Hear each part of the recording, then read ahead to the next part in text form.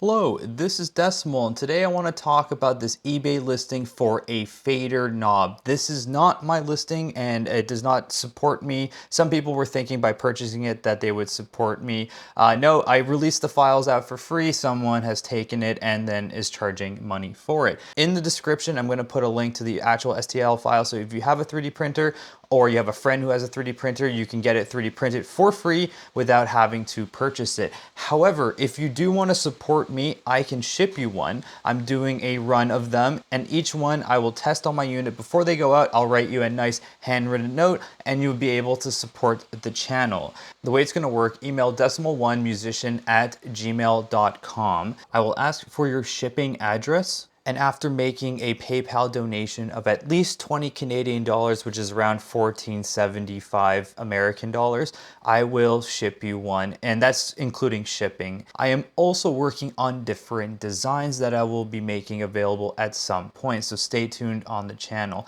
I just want to make this video to make it clear that this is not my listing and you do not support me by purchasing it. If you would like to purchase it from this listing, go ahead, but I would suggest just download the STL file and just try to find maybe a local print shop or like a friend who has a 3D printer and get it done that way. Again, if you want to support me, I would really appreciate it, and I will send you one as well. If you don't need or want a fader but still want to support me, I'll leave a link to my PayPal donation link in the description. You can just donate a small amount there and I would really appreciate it.